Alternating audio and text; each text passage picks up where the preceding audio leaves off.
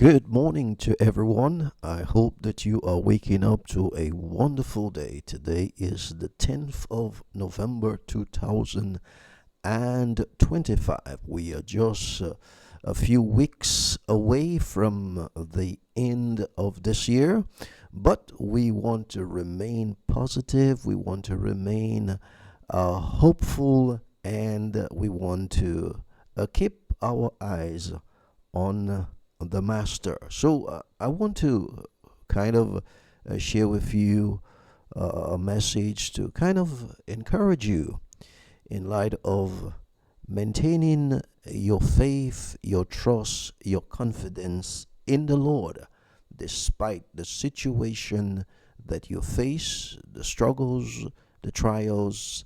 Don't lose sight of your blessings. So I want to share with you a verse from the book of Luke, Luke chapter 8 and verse 25, where Jesus asked an important question. He asked, "Where is your faith?" Jesus was navigating with his disciples in a boat, and they panic.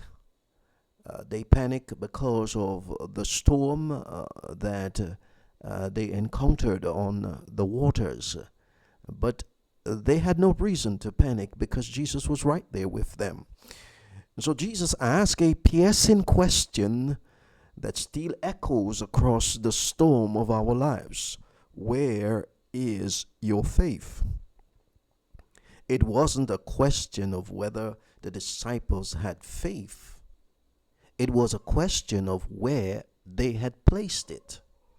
In the middle of a raging storm with waves crashing and fear rising, the disciples panic. No, that's from the standpoint of the world, from our human point of view, that can be understood. Yet, the Son of God was in the boat with them. They acted as if they were all alone. And how many times do we feel that way? That we are all alone in our struggles, in our battles.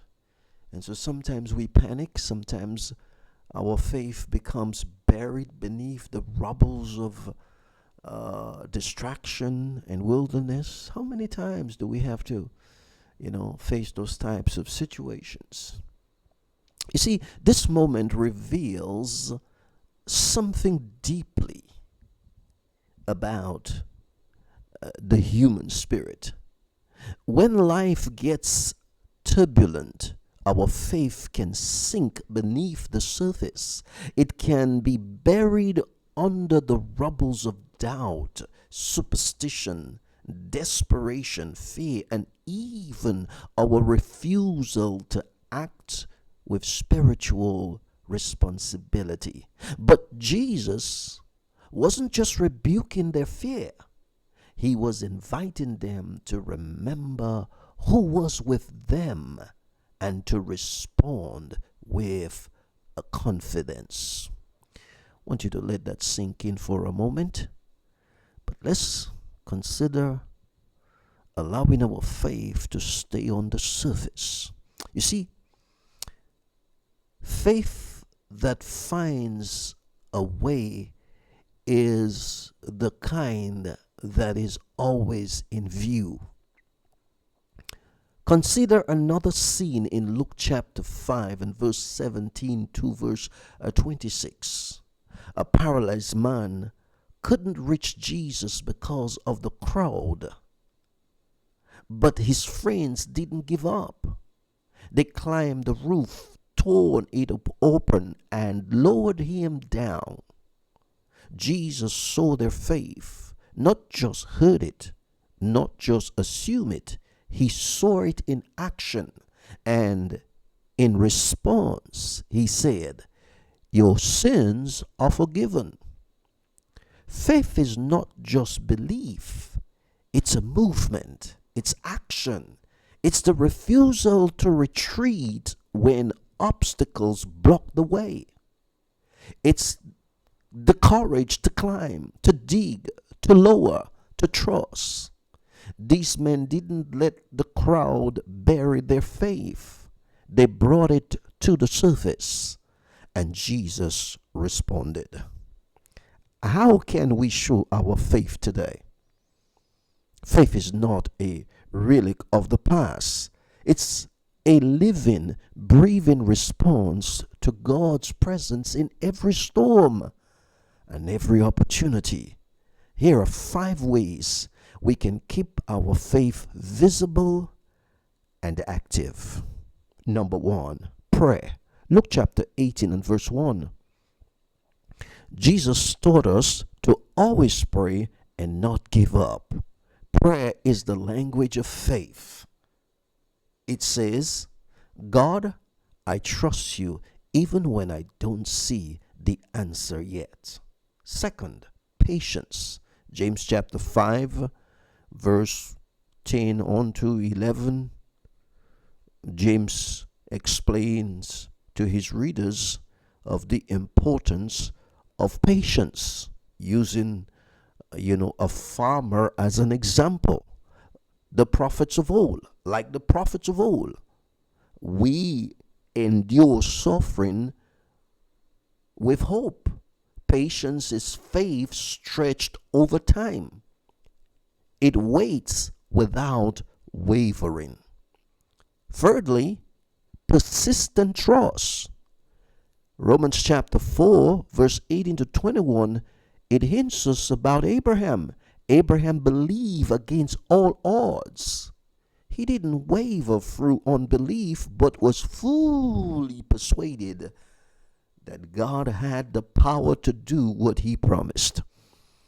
Then we need faith planning. Hebrews 11, verse 1 and 6. Faith is the substance of things hoped for. It's not wishful thinking. It's planning with confidence in God's promises. Without faith, it is impossible to please him. Now, let me help you to understand that. Put that into perspective. You see, when you trust God, and you would have asked God to open a door to bless you, to provide, then you need to start making plans in advance for what you've asked for. In other words, you need to anticipate that God will deliver based on your petition. So, faith planning. Let's plan by faith in God. In other words, keep your faith on the surface. Finally, praise. 2 Chronicles chapter 20, we find a unique example of a people who anticipated victory by praising God in advance, even before winning the battle. When Judah was surrounded by enemies, they sent singers ahead of the army. Praise, friends, is a weapon of faith. It declares victory before battle is won. Don't you forget that.